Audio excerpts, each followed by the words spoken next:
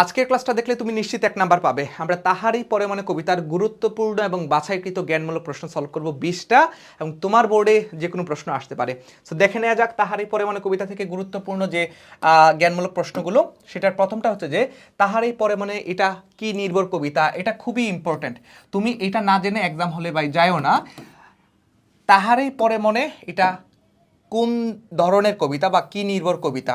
এটা হচ্ছে যে একটা সংলাপ নির্ভর কবিতা, এবং সংলাপ নির্ভর মানে হচ্ছে যে এখানে আমরা দেখতে পাই কবি এবং কবিভক্তের মধ্যকার কবির যে ফ্যান, তাদের উভয়ের যে সংলাপ বা কথোপকথন বা কনভারসেশন, সেটা কিন্তু এই মানে কবিতাটাকে রান অন করছে। তাহলে তাহারে পরে মানে কবিতাটা হচ্ছে একটা সংলাপ নির্ভর কবিতা। দ্বিতীয় যে প্রশ্নটা, কয়টি ঋতুর নাম আছে? এটা খুবই ইম্পর্টেন্ট একটা প্রশ্ন এবং খুবই কনফিউজিং একটা প্রশ্ন, যে তাহারই পরে মানে কবিতায় কয়টা ঋতুর নাম আছে। ঋতুর নাম যদি বলা হয়, আমরা অবশ্যই বসন্ত ঋতু একটা ঋতুর নাম বলবো। এটা কেউ আবার অতি উৎসাহিত কিংবা অতি উত্তেজিত হয়ে আমরা দুইটা দাগাবো না, কারণ তাহারই পরে মানে কবিতায় তোমরা যেটাকে মনে করছো যে শীত ঋতুর নাম আছে, কখনোই 30টা লাইনের মধ্যে তুমি আমার সাথে বাজি ধরো, 30টা লাইনের মধ্যে কোনো লাইনে তুমি শীত ঋতুর নামটা কি দেখাইতে পারবা? কেবল বসন্ত ঋতুর নাম এখানে আছে। সো কোন ঋতুর নাম আছে? বসন্ত ঋতু। কয়টা ঋতু? একটা ঋতু। এইবার আসো, যদি বলা হয় কয়টা মাস, তাহলে হবে 2টা বাংলা মাসের নাম আছে। একটা হচ্ছে যে ফাল্গুন, আরেকটা হচ্ছে কি মাঘ মাস। সো মাঘ এবং ফাল্গুন বলছিল মাঘের সন্ন্যাসী, ঠিক না? সো এটাকে আমরা মনে করছি যে শীত ঋতু, কিন্তু শীতের নাম কিন্তু এই 30টা লাইনের একটা জায়গায়ও ইন্ডিকেট নাই। যদি তুমি পাও আমাকে কমেন্টে জানাও।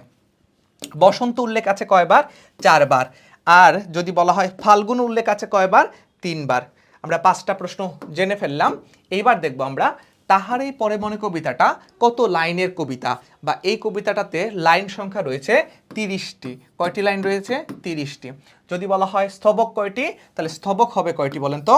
তার আগে আমরা একটু বলি, স্তবক হচ্ছে 5টি, এবং স্তবক মানে হচ্ছে যে এ গ্রুপ অফ লাইন। মানে জিনিসটা হচ্ছে যে এই যে গ্রুপগুলো থাকে না, গ্রুপগুলো থাকার পরে আবার নতুন করে আবার গ্রুপ শুরু হয়, এইগুলোকে বলা হয় স্তবক। সো তাহারই পরে মানে কবিতায় এই স্তবকগুলো রয়েছে কয়টা? স্তবক রয়েছে এরকম 5টা, এবং প্রতিটা স্তবকে 6টি করে লাইন রয়েছে, এবং মোট 30টি লাইন রয়েছে। কেমন? তাইলে স্তবক হচ্ছে যে এ গ্রুপ অফ লাইন, এটাকে বলবো আমরা স্তবক। কোন দুয়ার খুলে গেছে? তাহারই পরে মানে কবিতায় একটা দিক, নির্দিষ্ট একটা স্পেসিফিক জায়গার বা দিকের কথা বলা হয়েছে, যে এই দিকের দুয়ারটা নাকি খুলে গেছে। সেটা হচ্ছে যে দক্ষিণা দুয়ার, ঠিক আছে? কিসের ফুল ফুটেছে? মনে রাখতে হবে এই কবিতায় যদি বলা হয় কিসের ফুল ফুটেছে, তাহলে বলতে হবে বাতাবি নেবুর ফুল। বাতাবি নেবু বা লেবুর ফুল, নেবুর ফুল, বাতাবি নেবুর ফুল। আর যদি বলা হয় কিসের মুকুল ফুটেছে, তাহলে আমরা বলবো আমের মুকুল। কিসের মুকুল? আমের মুকুল। খুবই কনফিউশন আমাদের তৈরি করতে পারে যে কিসের মুকুল? আমের মুকুল। আমের কিন্তু ফুল না, আমের মুকুল। এবং বাতাবি নেবুর ফুলের কথা বলা হয়েছে। বাতাবি নেবুর ফুলটা হচ্ছে যে আমরা অনেক সময় আমাদের বাড়ির আনাচে কানাচে প্রাঙ্গণে বা উঠোনে দেখতে পাই, সাদা রঙের একটা ফুল। মানে এটা তোমরা যদি বাতাবি নেবু কারো বাড়িতে থাকে, তাহলে তোমরা একটু কমেন্ট সেকশনে জানাবা, এবং ক্লাসটা অবশ্যই শেয়ার করে রাখবা। আমরা কিন্তু আরও 10টা জ্ঞানমূলক প্রশ্ন এবং বাছাইকৃত এই জ্ঞানমূলক প্রশ্নগুলো সবার বোর্ডে আসতে পারে। এবং এই বাতাবি নেবুর ফুলটা কিন্তু অনেক সুঘ্রাণী, এটার কিন্তু অনেক তেজ থাকে, সুবাস থাকে। ওকে, তারপর আমরা দেখতে পাই সমীর কোন দিকের? সমীর শব্দের অর্থ হচ্ছে বাতাস। বাতাসটা কোন দিকের বলতে আমরা দেখতে পাই এই কবিতায় বাতাসটা হচ্ছে যে দক্ষিণা বা দক্ষিণ দিকের বাতাস। দক্ষিণ দিকের বাতাস। কেমন? তারপর দেখো সমীর শব্দের অর্থ কি? মাত্র বললাম সমীর মানে হচ্ছে বাতাস। দক্ষিণা সমীর তার গন্ধে গন্ধে হয়েছে কি অধীর আকুল। পাথার অর্থ কি? পাথার শব্দার্থগুলো আমাদের মাস্ট পড়তে হবে। পাথার শব্দের অর্থ হচ্ছে সমুদ্র। বলছিল যে শুধু কহিল সে সুদূরে চাহিয়া, অলখের পাথার বাহিয়া, তরিতার এসেছে কি মানে গেয়েছে কি আগমনী গান, শুনি নাই রাখিনি সন্ধান। পাথার শব্দের অর্থ হচ্ছে সমুদ্র। কুহেলি শব্দের অর্থ কি? কুহেলি শব্দের অর্থ হচ্ছে কুয়াশা। বলছিল কুহেলি উত্তরিতলে মাঘের সন্ন্যাসী, গিয়াছে চলিয়া দিনে পুষ্পশূন্য দিগন্তের পথে, তাহারই পরে মানে ভুলিতে পারি না কোনো মতে। তাহলে কুহেলি শব্দের অর্থ হচ্ছে কুয়াশা। আর উত্তরী শব্দের অর্থ যদি বলা হয়, উত্তরী মানে হচ্ছে উত্তরীয়, মানে চাদর।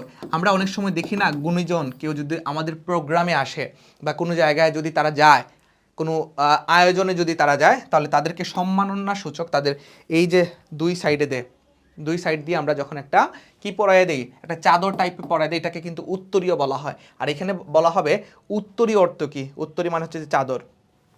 অলোক অর্থ কি, অলোক মানে হচ্ছে অলক্ষ্যে বা দৃষ্টির অগোচরে, দৃষ্টির অগোচরে, অলক্ষের পাথার বাহিয়া। মাধবীকুড়ি কি, মাধবীকুড়ি মানে হচ্ছে বাসন্তী লতা বা তার ফুলকে বলা হয় মাধবীকুড়ি।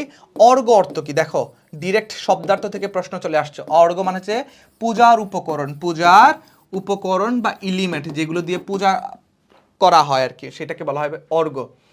কবিতাটি কত সালে প্রকাশিত হয়, মোস্ট ইম্পর্টেন্ট, কবিতাটি প্রকাশিত হয় 1935 সালে। তোমাদের জন্য প্রশ্ন, কোন পত্রিকায় প্রকাশিত হয়, কোন পত্রিকায় প্রথম প্রকাশিত হয়, এটাও আসতে পারে, কোন পত্রিকায় প্রথম প্রকাশিত হয়। 20 নম্বর এবং লাস্ট প্রশ্ন, কোন ছন্দে রচিত, ওরে বাবা এটা তো মোস্ট ইম্পর্টেন্ট, এটা তো না জেনে তোমরা পরীক্ষার হলে যায় না। তাহারই পরে মনে কবিতা কোন ছন্দে রচিত, অক্ষরবৃত্ত ছন্দে রচিত, অক্ষরবৃত্ত ছন্দে রচিত।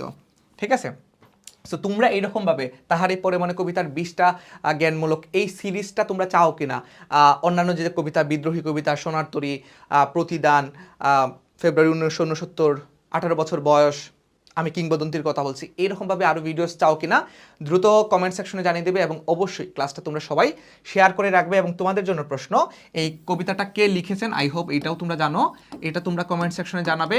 এবং এই কবিতাটা প্রথম কোন পত্রিকায় প্রকাশিত হয়, এই কবিতাটা কত সালে কোন পত্রিকায় প্রকাশিত হয় সেটাও তোমরা জানবে। সো আজকে এই পর্যন্তই। ভালো লাগলে ক্লাসটা অবশ্যই শেয়ার করে রাখবা এবং এইরকম ক্লাস চাইলে অবশ্যই আমাকে কমেন্ট সেকশনে জানাবা। সবার জন্য শুভকামনা রইল। আল্লাহ হাফেজ।